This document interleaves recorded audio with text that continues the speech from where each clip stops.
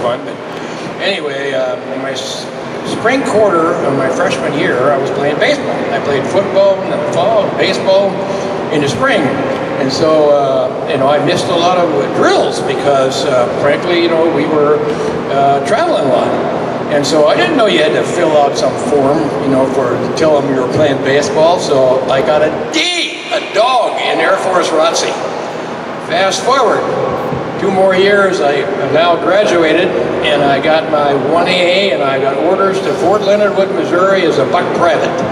So I go to the Air Force recruiter, and I say, hey, I got a private pilot license. Any chance I get in the Air Force here? He goes, oh yeah, good chance. He said, let me see your transcript. So I showed him, he looks at it, he goes, you got a D in Air Force ROTC. And I started to explain it, and he said, you see that door? Don't let it hit you in the rear end on the way out. Threw me out of his office. So I went to the Navy recruiter, who was the senior chief bosun's mate, senior chief lightning, a Native American, and he was above the Flame Lounge in downtown Fargo, the famous, the bar where all the kids hung out, right? Perfect place for recruiting. So I go up there and I walk in, I said, hey, I'd like to fly, but I got a D in Air Force ROTC. And he said, I don't care whether you got an F in Air Force ROTC. He said, you have a private pilot license, and we're killing our pilots faster than we can make them. It was 1967, 66. And so he said, if you pass this test, I'll have you out of this snowstorm onto the sunny beaches of Pensacola, Florida in 2 months. And that's exactly what happened. 28 years later, I went home. So that's kind of the story there. Okay, so my first squadron, or first airplane I flew after going through the training command, I had a lot of adventures going through the training command. I will share one. Okay, so in those days, things were a little, anybody here go through the Navy training command? There you go. Okay, so things were a little rough. We were flying F-9 Cougars, great airplanes, real fighter planes, And so, but they also had some issues, and we had a lot of accidents. So I'm in Beeville, Texas, and I've got 4 guys in my class, 2 Marines, and me and another Navy guy. And so we're going through the training, and we're all going on night flying, night formation flying. And now we come back in. I was the last one to take off, and I'm locked on my instructor's wing coming in, and we check in at the initial, and we hear on the tower, aircraft on the outboard, aircraft on the outboard, pull up, bash, it's big, flames everywhere, and I go, shoot, that's got to be one of my friends, because they were ahead of me in the bounce pattern there. So we went to Kingsville, Texas. Sure enough, we came back, and then it was Dave Salisbury, one of the Marines, and he was killed. And he was married, and he had a 19-year-old, left a 19-year-old widow. And of course, the other 3 of us were bachelors, so guess where we were all the time? His house, right, for dinner and stuff like that. So anyway, fast forward 40-some years, now I'm an executive at Boeing, and I'm running the Pax River office down there, and I get called by Washington, D.C. To come up to, it was some sort of a cruise, anyway, that was going on, and we were hosting Tamer Amos, 4-star Marine general. And so I say, yeah, I know him, I'll help host. So I put on my coat and tie, and I go up there, and here comes the generals all decked out there, and we shake hands, and he says, hey, Gil, you ever met my wife? And I go, no, I don't believe I've ever met your wife. And so he said, hey, Bonnie, I want you to meet my friend GIL Rud. And she turned around and I went, oh, shit, I know this woman, but I wonder where from, okay? And anyway, she comes running over and gives me a big hug and a kiss on the lips and said, GIL Rud, has been 40 years ago tonight. And the general steps back and said, God damn it, Rud, you slept with my wife. That was the night her husband was killed. Okay, so, you should have seen the Boeing guys. I mean, they are white as a sheet. There goes billions of dollars of business out the window because of GIL's, misadventures. Okay, so I go to A4s, and it was a great airplane. The first squadron I was in was VA-216, which flew A4 Super Echoes. And we were actually deployed. They got shot up so bad on the Coral Sea, the year before that they said, you guys need a break, we're going to send you to the Mediterranean. And we were actually stationed in Alameda. There were three A4 squadrons that were stationed in Alameda, which of course, I was single at the time, which was awesome compared to being, stationed in Lemoore, because we were right across from San Francisco. Anyway, we deployed on the Forrestal, and in those days, rules were a little different. So we were kind of hellraisers, 8 bachelor JGs in this squadron. And so John Davison and I right here, that shows us illegally drinking beer in our bunk room on board the Forrestal. So we were, because we were the junior guys, we were tasked with there was some legal alcohol that you could take aboard to then be used at what they call squadron admins in the various ports throughout the Mediterranean. Well, we also had a big stash of illegal stuff, which was a cruise box full of Budweiser beer. And we're yunking this thing up, trying to get past the officer of the deck, and the Catholic chaplain was on board. Anyway, he looks down at us, he said, boys, it looks awful heavy, can I help you with that? What's in there? And John said, Father, that cruise box is full of Budweiser beer.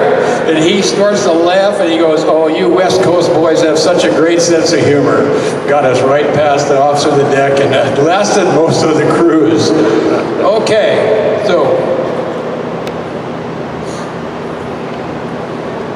when we came back, they decommissioned the squadron, and I went to A7s and ended up in VA 215 in Lemoore. And during this time, I had matured a bit. If you read the book, you'll find that there's a comedian that said one time that this good sound effect. A naval aviator is perfectly capable of love and affection. It just doesn't involve anybody else. Well, that was certainly the description of me as a kid back there. So anyway, I finally got married and already had a child, and so a little bit more about her. She eventually became a pilot better than me, but it was kind of a rough start. So now I'm going to Vietnam, and that picture right there, that silly old 38 pistol we had for, that was just to shoot flares and stuff like that. They were clowning around. I carried a 357 Magnum in addition to this thing. But war stories go everywhere. This wasn't nothing up north. This was all done in Laos and South Vietnam, although we certainly got shot at, but not like North Vietnam. Guys who were in North Vietnam, that are a big difference. Those guys getting shot at with SAMs and whatnot. But I did have the last flight, you're going home, right? And so now we go, and we're going to Magia Pass, which is the northernmost pass from North Vietnam into Laos. And this is just a nasty area. And they actually were worried about SAMs because we were right on the border with North Vietnam there. So we go up there, and it's a dark, nasty night, and you get your cat shot, and you go out there, and you're thinking to yourself, why me? It's the last time, here we go. I get up there, and there's 6 A7s total, and we're bombing a log. A log is something that the Air Force F4 fast facts lay down into the pass there, and then that serves as basically your target as you're going in. And every other bomb was a mine. We're mining the pass. And so my flight leader drops his 8 bombs, and one of them hits the log and blows it away. Now it's just a black hole, nothing to bomb. And I'm circling around up there, and he said, oh, don't worry, I got flares. The fact said. So he comes through there and he drops these flares right over the pass. Couldn't be nicer, So at this time I roll in, I said, this is great, roll out, 50-degree diver, so CT-741 computer where you press it down and pull, and then it's very accurate coming off. So I roll in, roll out, come down there, and all of a sudden I'm passing maybe 10,000 feet, boom, daylight. Okay, I go, because we don't have any lights on, nothing, we're getting shot at a little bit, but nothing too crazy. Oh, now as soon as that happens, I get down there, I said, okay, I'm out of here. So I press the pickle, pull, which turned out to be 8.6 Gs in a 7G airplane. I pull out of there, and of course they're going, jink, jink, AAA, AAA, you know, and I'm going off into the dark, going west. And now my heart rate's probably 215 beats a minute, and I'm 300 over 295 on the blood pressure, and I finally get back with my buddy, and now we head back to the ship, and the weather's terrible. Okay, it's like 100 over, 150 over, and I'm listening to these guys come down and call them Clara. That means you don't see the meatball or the ship, for that matter. And so I'm coming in there, and I'm the last guy, very last guy. And so I'm coming down, and I get to 3/4 of a mile, call the ball, nothing but clouds and rain and stuff. So the LSO says, keep it coming, I see you, keep it coming. So I just blindly coming down. Finally, I break out from all this stuff, and there's the carrier, and I don't see a ball, and I say, Clara, and he said, well, you're a little high, just keep it coming down, keep it coming. Still don't see a ball, so I just look forward, and I go, here's the bolter coming, you know. And he goes, power. And I slammed the power forward and hit that deck and picked up the 4-wire. I've never been so happy in all my life. And then, of course, I'm sitting in there with the power, and I come back, and the air boss said, hey, welcome back. Now get those lights off on my deck. And that was the end of my combat cruise, the first one here. Okay, so I did get to fly went through the RAG as an LSO, and then I got a chance to fly the F-14 in 1975. Any F-14 guys out here? So, wonderful, brand new airplane, okay, and slick. And I get down there, and I just take the NATOPS manual home. The RAG was 9 months long. No, the CAG said, no, you don't do that. Just take this NATOPS, take the open book exam. We'll give you the closed book exam. We'll give you a simulator, and you get 2 flights. Okay, so I jumped in there. This is Rocky Rockwell, that test pilot F-8 guy that's with me there, and had a good mustache back in those days. It was red, by the way. Anyway, he says, okay, we're going to go out and do this flight now. He said, I recommend that you don't use Zone 5 afterburner here because things are going to happen really fast. And I go, I only get 2 flights. Of course I'm going to use Zone 5. And he said, well, you're going to do one of 2 things. You're either going to break the speed restriction or the altitude. I recommend the speed. So I took off, and I was over Black's Beach at 400 knots instead of 325. So we go out and we do fly the airplane. We go out to San Clemente and do 10 FCLPs out there, come back, and we're coming back into break. And he says, okay, you got to keep the speed down until you get to the initial, and then you can add it up. He did not define add it up. And so we get to the initial, and I figured add it up, you know, I just, Zone 5. We hit the brake at 540 knots. So I slammed it over and pulled for all I was worth, and in the back I hear, boom, boom, which means it's a switch to get the wings to come out. They were still all the way back, you know, in the brake.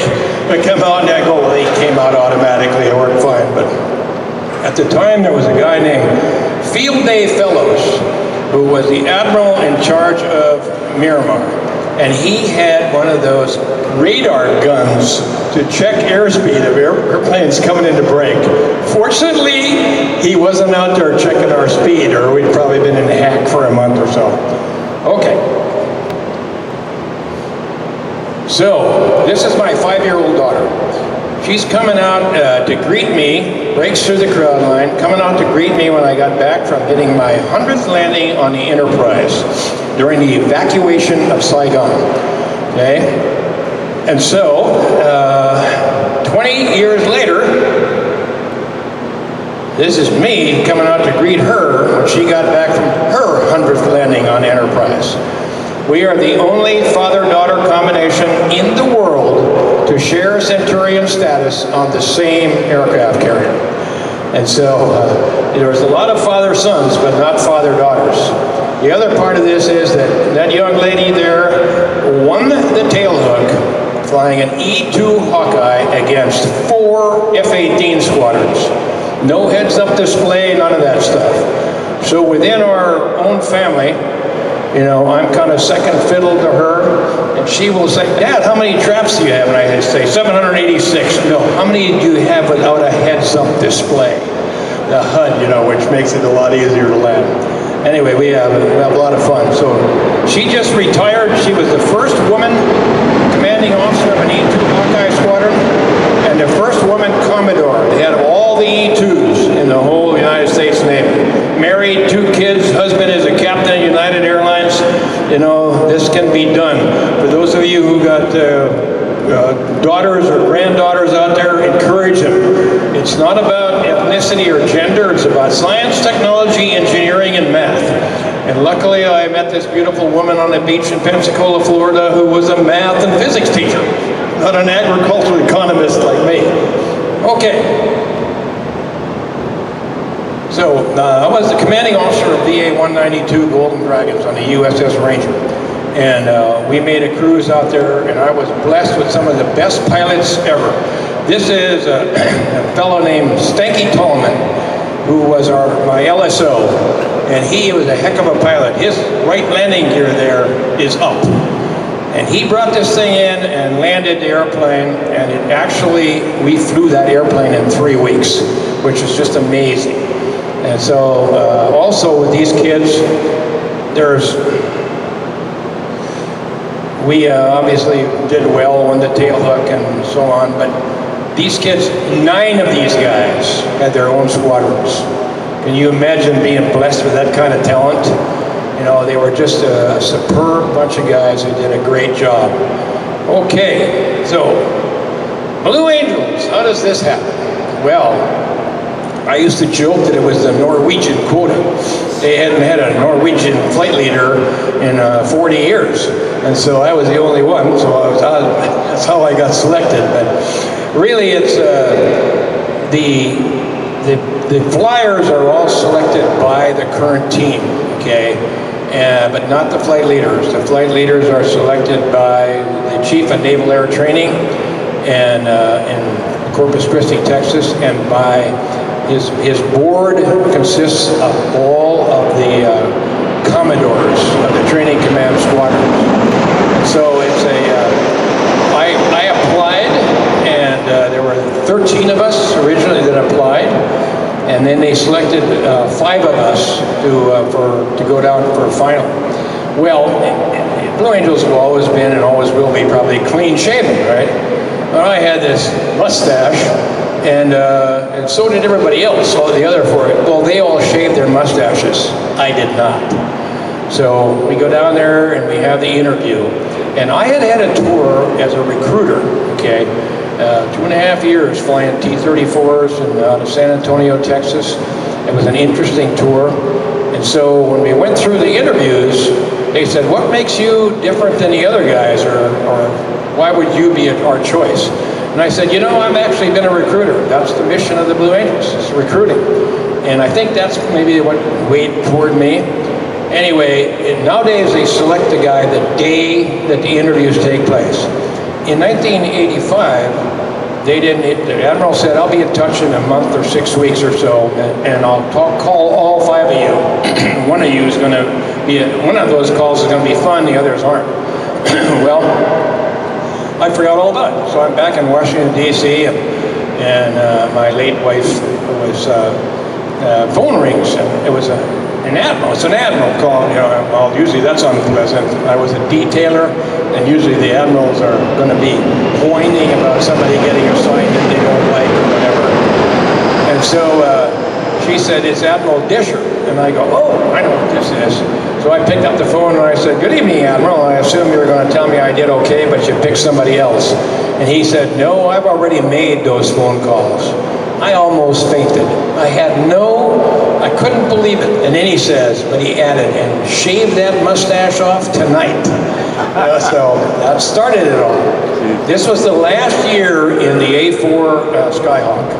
A4 Skyhawk was an awesome show airplane. Very simple, small, Didn't burn much gas. It had a 700 degree a second roll rate.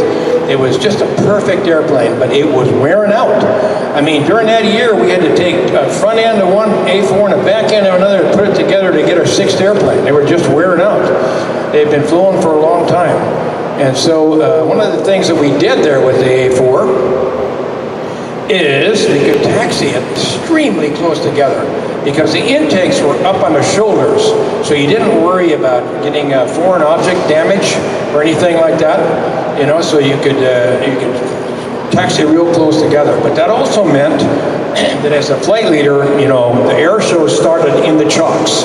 You know, you're taxiing out and you have to tell them everything you're doing, you know, if as you're coming into park. And so an adventure later on in the year there in Colorado, we were doing an air show there, and man, it was rough, super rough. So it was pretty, you know, they were bouncing all over the place and windy and nasty. So we land, and I'm a little bit discombobulated, and I'm taxiing in, and when we parked, we all turned in unison to park at exactly the same time. So it sounds something like this, I would say, as a boss.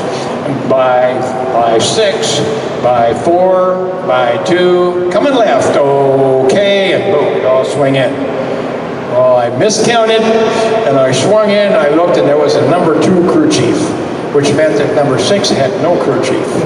Okay, so now I go, oh, jeez. So we pull in there, but the front man, Terry Hines, he's standing up there and he just gets this big grin on his face and he goes, change, right face, forward, march. And they all marched down one airplane, turned back in, and the crowd never knew the difference. But you know, the next day, these guys must have spent $1,000 on duct tape because I came off the runway and there was a big arrow pointing here, this way, boss, not here, boss, turn here, anyway. So, my A4 adventure there. Okay, the other thing we did with the A4 was we did a 6-plane landing. This was the dumbest thing we ever did. I mean, there is a YouTube video out there right now. I think it's about maybe 4 minutes long, and it's got 7.7 million views of people watching this evolution right here, because you had to have no more than 6 knots of crosswind to do it. You had to make sure you landed directly on the center line, or the guys on the side would go off. You could only do it on a 200-foot wide runway. Anything less than that, you couldn't do it. And so the way it was done was the back row landed first, okay? To make it look simultaneously, they'd say, back row down, boss, 2, 3 down, boss. Then I would suck my power to idle, dump the nose, touch down, and tap the brakes at 150 knots. Because in the A4, we bolted up the slats, the leading edge slats, so our landing speed was 10 knots faster than a regular A4. Because anyway, really, you know, so we had to shoot in these airplanes if we needed it. So if I blew a tire on this, I'd have to say, boss needs to shoot, back row shoots, 2 and 3 shoots, then I could pull mine.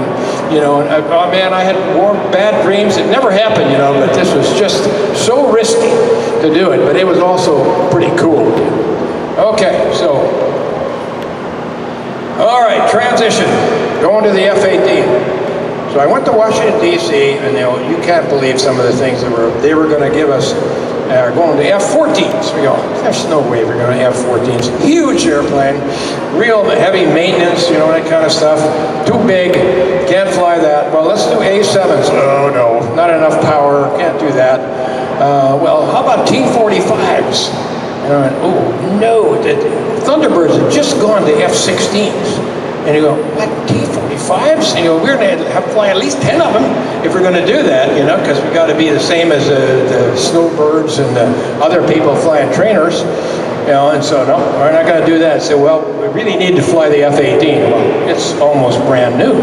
You know, this thing has just come into the fleet in 1983, and this is 1986, you know, we're doing that. So how can we do that? Well, how about if we take the oldest airplanes? You know, they got these in the test community, Pax River. They have what they call initial airplanes that come out there are not carrier suitable. Okay, and so how about if we grab some of those to start out with? And so that's what we did. And we ended up, you know, getting in the F-18, and of course the Admiral said, well, can you do this without standing down a year? And I said, I can if I freeze the team. Same guys that were on the team last year. Well, don't you want F-18 guys? I go, no, I want Blue Angels.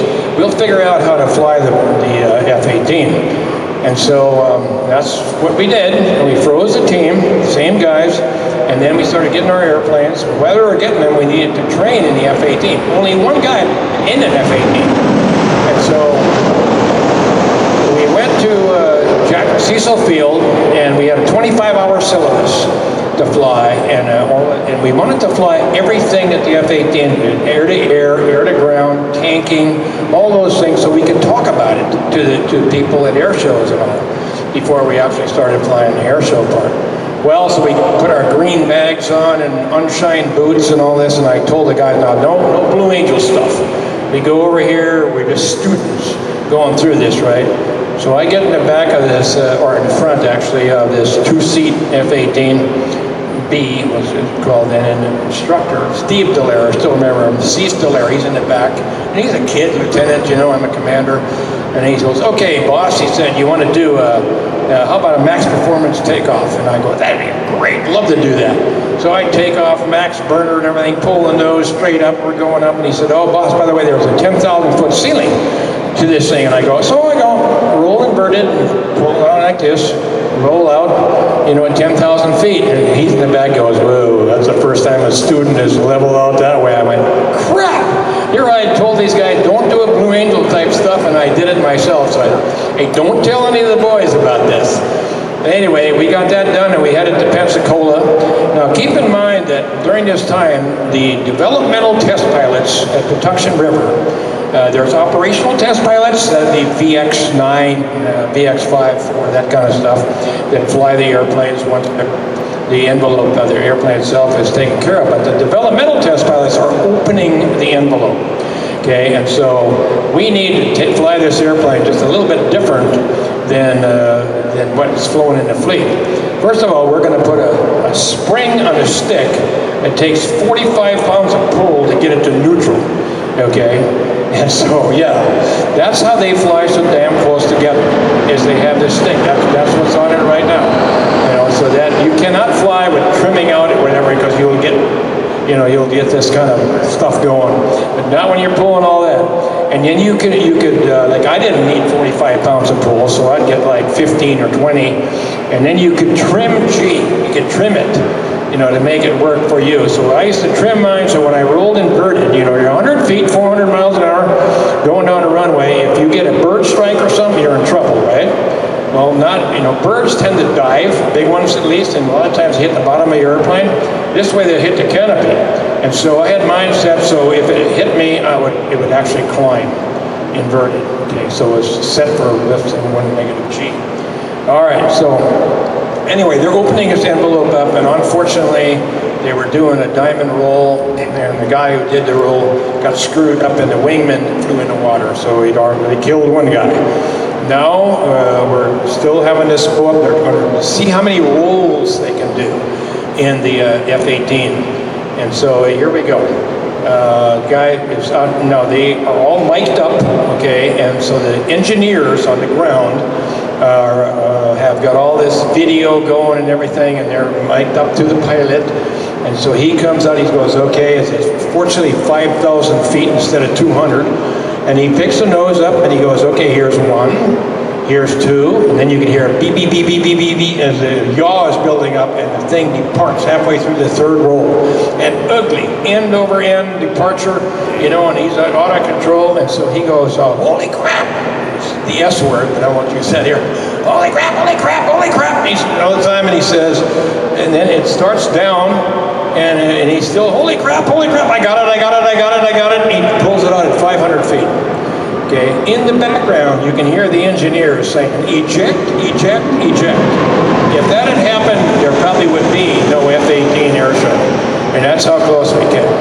You know, but in the meantime, we're out there working up an air show. So what are we going to do with this airplane? First, we're going to do everything we did with the A4. And we can do most of it, especially in diamond. Then we said, what else can we do? Well, somebody had a video of the Polish Air Force MiG-29s doing a loop on takeoff. I mean, they were same way, same day. They weren't even close to each other, right? We said, you know what? I think we can do this. So me and number 2, we took off and we did it. So I left it in burner, left it in burner, left it in burner. On the backside, I went, ah! And we were going fast, coming down and pulling all this G's. That didn't work. So we kept going, coming out of burner until we were coming out of burner at 90 degrees and nose up. And from then on, it's a battle to slow down. Amazing, you know. You watch them this end of September when they come in here, the Super Hornet. You'll see the smoke come on, about 90 degrees nose up. You know, and then from then on is battle to slow down on the backside. The other thing we did, to this day, the Blue Angels are the only flight team in the world that can do a dirty loop. Gear down, 4 airplanes, do a loop.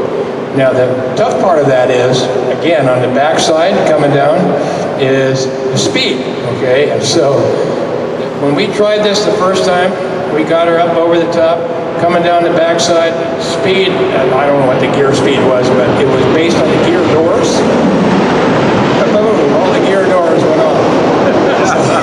So we go, whoops, and they go, no problem, boss, we'll just, we'll put them back on there and we'll weld them in and we'll make them stronger than they used to be, and you can do this thing, you know. So those are the things we did, just amazing. And we only, the Admiral had said when we started, are you going to be able to do this safely? You know, I said, well, it's going to be tough, but I'm not going to kill anybody. He said, well, but I might lose an airplane. He goes, well, I don't want to hear that. I said, well, Admiral, you asked me the question. I mean, there's so much we know. And so that first year, we did not have an inverted fuel pump. We just had a baffle. When you rolled inverted, it had a baffle that trapped the fuel for 45 seconds of inverted flight at basic engine. Well, one of the solos was out there screwing around with an outside loop, and he figured he could do it in basic engine right about this spot here, and he ran out of airspeed, so he taps the burners, boom, out of gas. So he jumped out of that airplane, and that was the only one we lost, that frame. Okay, so, oh, look at that, the distance there. So you guys, how many guys have watched the Blue Angel documentary that's out there? If you haven't, it's really good. It's on Prime, Amazon Prime. Anyway, they worked their way up to something called the Yankee formation, which is 12 inches of separation between airplanes. Okay, so we normally in this maneuver were 18 inches apart. But when that video came out, my number 4, Pat Walsh, who ended up as a 4-star admiral, a sink pack fleet before he finally retired, he called me up and he said, boss, we were doing the Yankee, you just didn't know it. When we came in, we were 12 inches apart. Well, you see this right here. So, okay, and that's way closer than anybody else flies, believe me. We had a formation called Well Clear, where I didn't have to tell them what I was doing.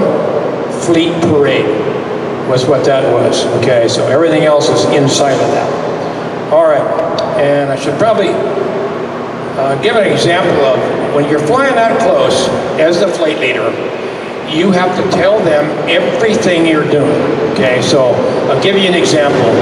We're coming off a maneuver, and so I'll tell them, we're behind the crowd setting up for the diamond roll. Coming left, coming further left, a little pull, a little more pull, ease in the pull, rolling out, the diamond roll. Smoke on, up we go, and on the G you go, up we go, and then I go, okay, and on the K the roll starts. Okay, because they've got to, they're so close to you that you can't do like this or, you know, or not tell them ahead of time what you're going to do. Okay, so Ronald Reagan, great guy. I mean, this was 1988, and he's getting ready to go to Russia to see Gorbachev. And so we're flying the air show there at Andrews, and they invite us into the White House. And so we go in there, and he is on fire. I mean, the guy is telling jokes and stories and stuff that goes nonstop. And we're there 20 minutes. Okay, we're supposed to be there 10. And so then the chief of staff, Senator Howard Baker from Tennessee, he comes in and he goes, Mr. President, the president of Pakistan is waiting for you. I'll let him wait, I'm with the boys. You know, and so we do all this, and as we're right there, we're shaking hands out in the Rose Garden, he says, hey boss, he said, you know, tomorrow I'm leaving for Russia. Wouldn't it be cool if you guys flew over to give me a send-off? Wouldn't it be cool? Believe me, my number 8 was already out the door to start the massive coordination to fly this thing the next morning. And they ended up shutting down the, ironically, Reagan National Airport, which was National Airport then. And we were over in Andrews. And now, what could make this even harder? Crappy weather. 1,000 over, rain, about 3 miles of visibility, so we take off and we go down to Potomac, and I get down at runway 36 or 35, the north runway anyway. I get on that runway and I figured if I fly down this runway, you know, I'll be able to pick, I know that the White House is just to the left of the Washington Monument, okay? And so I can't see crap coming in there, and all of a sudden all the flashes of the cameras start. I go, well, there it is. And Howard Baker had told me earlier, he said, now don't fly directly over the president.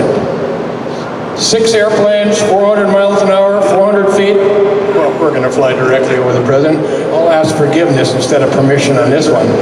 Anyway, as we're coming in there, number 6 on the outside goes, hey boss, don't scrape me off on the Washington Monument. We were below the Washington Monument. I mean, if we did that stuff today, you know, in that same year, we flew the Super Bowl here. And I don't know if you remember the 88, the terrible game. Washington beat Denver 41-3 or something like that. But we were flying that thing, and let's see, who was it? Herb Alpert was playing a trumpet for the Star Spangled Banner, and the idea is to hit the last note of the Star Spangled Banner. So we're holding over El Capitan Reservoir out east there, and we're going to come in over San Diego State. In those days, the stadium was open to the east, you know, and so we're coming down. We had our X2 from the year before was in the stadium with a brick, you know, that I could hear. So he had that on. And as we're coming in, he says, okay, boss, they can see you. Turn on the smoke. So I said, take it in, turn on the smoke, you know, and you can hear the crowd.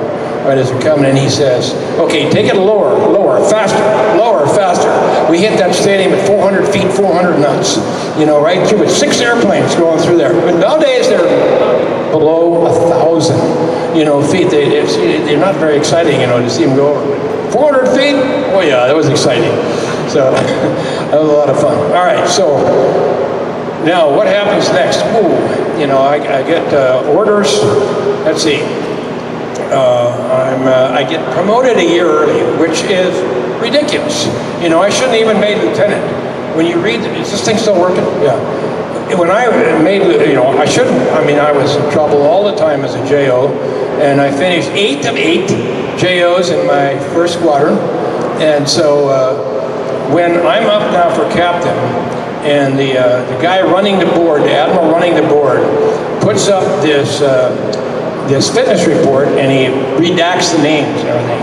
And it's up there, it goes 8 of 8, 2 notches below the 7th place guy.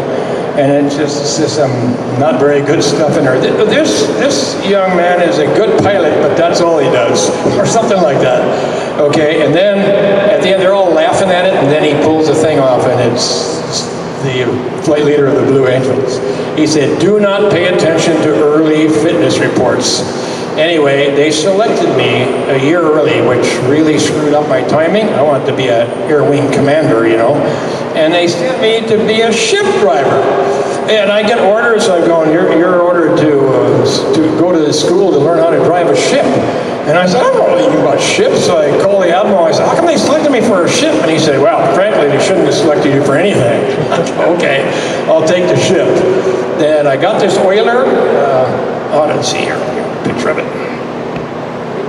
This thing out of Long Beach, okay, and I had asked, what would you like for a ship? And I said, I want a ship that never goes near a yard, okay, so I can learn how to do this. Okay, fine. Wabash is just coming out, you'll spend 13 out of your 18 months at sea. And that's what we did. We refueled 277 ships. There's 650 people on board there, plus 2 H-46 helicopters on there. And most of them are bosun's mates that are on there, or supply type people. My supply officer, you don't ask questions of your supply officer, right? I mean, we had some of the stuff you can't believe. One of my officers was going in, we were in the Philippines getting supplies, getting ordnance and stuff, and he went to the gate and he said, hey, the supply officer just got into an armored Jeep in town with a machine gunner on top of it. I went, what? You know, I don't know what he was doing, but he was going to get something that, you know, wasn't readily available on the base, and so we had all this stuff. And it was a lot of fun, a lot of great kids on this ship, and when I first got there, the navigator checked on board. Okay, so now, you know, I'm an aviator, right? I don't know anything about ships, but I got an XO, who's an academy guy, and had his act together, so that was kind of taken care of. The navigator comes, and I said, oh, okay, what's your experience? He said, well, I've never been to sea. What? He'd never been to sea. He was a reservist that came on active duty, so that's kind of what you're dealing with there. So anyway, I did that for a year and a half, and then I was lucky enough to be selected for an aircraft carrier. And this is a big deal. Jesus. You know, I felt pretty good about going to this because I'd had so much sea time. We steamed that oiler 55,000 miles, basically 2 cruises. You know, so I had a lot of experience coming through this, but now I go to this carrier, and it's just the opposite. Everybody is awesome. Everybody that works on there is just fantastic. And if you're in San Diego, your whole crew, you get all the guys, mostly fighter guys out of Miramar, and S3 guys, helicopter guys who want to stay in San Diego. And so they don't turn down, they get a ship, they'll take it. You know, so I had all those great guys. And I guess my noticeable or memorable thing about being on the captain of the carrier is, you know, we took it around the horn. It was coming out of Philadelphia, it was in Mayport, Florida, Jacksonville, and then I'd take it around the horn. And it was in June, which is December down there, and it was rough. I mean, snowstorms and whatnot, we got all the way through that and got it back here. And then I'm on flight orders. So most of the guys, especially the nuclear power guys, they just blow it off. They don't go flying. I went flying. I flew S3s. Now I'd become single piloted, so you could be in the right seat, fly it, and get flight time there. And then I stayed currently F-18. And so, but I hadn't, flown in quite a while. So we were doing an air-to-air 4v4 against the F-14s. And we're coming in there, and I'm getting all fired up, and I got my radar up there, and I'm going through all these things, and then boom, we merge. And of course, big dogfight and stuff, and we land. And the instructor says, "So, Captain Rud, what was your radar picture when we merged?" And I said, "I knew how much gas I had in every tank on that airplane. I'd gone one too many pushes, and it showed me every bit of gas I had and no radar." So I wasn't real proficient at that, but. At the time, Barney Kelly was Think-Pack Fleet. He would not let us, the captains of ships or the cargoes, the admirals, fly off their own carrier. And so that was not a lot of fun, but I could fly ashore, of course, which I did. Then I got a call from the chief of staff in Hawaii, and he said, Admiral Zlatiper is going to take over tomorrow, and he's going to send a personal form that says as soon as you're qualified, you can fly off your own carrier. Boom! Off to Namur I go into S3, jump in an F-18, get 10 FCLPs, come out the next morning, we get past buoy 1 out here in San Diego, I go, Gator, you got it. And off I go to get my 10 landings, and from then on I flew off my own ship, which was pretty cool, to say the least. In fact, that's my last landing. I was 50 years old, 1994, and I got my last landing on board the ship right there. And a little bit about that flight. we were in a massive exercise off Okinawa. Japanese ships everywhere. And so I knew that if I asked the Admiral permission to fly, they'd turn me down. So I didn't. I'll just ask forgiveness. It's my last day here anyway. So anyway, so I called down to VFA 151's ready room and I said, hey, Commander Trotter, so how about you and I, we go out on, as a spare or whatever on this next launch? He goes, you got it, man. We'll go out for an ACM hop, Air Combat Maneuvering. And so I go, okay, so you got to bring the stuff up here because there's so much going on. I'll put my gear on up there, we'll brief here, and you lead, you know. So we get down there, I get fired off, we go up, and of course we're having a blast, right? To the point where I got a little low on gas. Okay, so I'm up here now, I go, shoot, you know, I'm pretty low on gas here. So about that time, kind of like the hand of God, here comes the S3 out of Okinawa. They had some meeting in there, and they come out and they said, hey, I got 3,000 pounds to give. Anybody need any? Vigilante too could use the drink. So I slipped in there and I got 3,000 pounds of gas, which was more than I needed. But then I pulled up to the side and they put the hose back in, and then I go, okay, this is pretty cool. So I wave and I go, lit the burners, pulled the nose straight up, and Victory rolled out of there. It was gone, right? Well, unbeknownst to me, in the right seat was the Admiral, my boss. Okay, and in the jump seat was the CAG. Okay, so and the XO VS-38 was flying the S3, and the Admiral says to him, he said, hey, who was that flying that F-18 and showing off, burning up my gas? And he said, well, that was the skipper. And he said, well, you tell Commander Trotter. I wasn't Commander Trotter. What do you mean it wasn't Commander Trotter? Oh, that was Captain Rud. And the Admiral goes, oh! He looks down at the carrier down there, he goes, Admiral, CAG, Captain of the ship, who the hell's in charge? And the VS-38 guy, well, I assume on the bridge it's the navigator. Anyway, there are a lot of reasons why I never got past the captain in the world, but that was certainly one of them. Okay. So, this is what I fly today. This is an Aviat Husky. And this, I keep this down at Brownfield. This is a really fun airplane. I mean, this thing here is a Super Cub on steroids.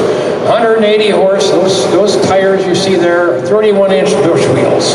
And they got 10 pounds of air in them. Now, the bad thing about this airplane is, by the way, I still have that farm in North Dakota, and my cousin leaves a dirt strip out to my cabin where I can land it and keep it in the summertime. Anyway, I'm coming back last summer, and there was a terrible headwind, right? I mean, 60-mile-an-hour headwind. I'm going over the Rocky Mountains, okay? And if you've ever come down Highway 70 from Denver to where it meets into Highway 15, just north of Cedar City, Utah, so there's a pass there. And so I'm only like 300-400 feet above the ground, but I'm 12,000 feet altitude. So I'm going through, I said, I'm going to go through this pass. So I go through there, this wind is coming, and I look down, and a Volkswagen bus passed me. I mean, this is really embarrassing. I mean, I'm going 105 miles an hour, but he's, you know, it was 60 mile an hour, I'm going 50 miles an hour. You know, this Volkswagen bus, it could have been a Corvette or something, but no, it was a Volkswagen bus. Okay, so I've had, kind of like I say in the book here, I've had a blessed life. I've been the luckiest man in the world. I lost my wife to breast cancer in 2005, but I married Carol Simmons, whose husband was the CEO of VF-125 when he got glioblastoma, passed away at 45, and we've melded our families together now, and I'm just feeling really good. We used to live in Coronado. During COVID, when I'm writing the book, the real estate agent came in there, and we had a little small house right on 3rd there, the busy street. 10,000 cars a day went by our house. Anyway, he came in and said, you know how much this house can get for this house? We're going out of here feet first. This is our toe tag house, man. We love it here. He goes, well, here's how much I can get for it. We go, oh, okay then. And so we bought a place up in Rancho Bernardo on the Heights Golf Course is where we live now. But, all right, so any questions? Okay, probably covered most of this stuff. I really encourage you to watch the Blue Angel documentary, because what it shows, by the way, Amanda Lee is the first woman and it's in it. And she was, you know, I get this all the time from older guys that, oh, she was selected because she's a woman, or the lead solo in there that you see was selected because he's African American. No, these people are selected because they're the best available. And so it's been a long time since this is the first woman, but a couple have been considered before, but they didn't want to do it. In her case, she was the Super Hornet demo pilot for the East Coast RAG, the best pilot in the RAG. Okay, so right now you watch her coming up this week or next weekend, whatever it is, and you'll see her in that number 4 jet stuck right up in there.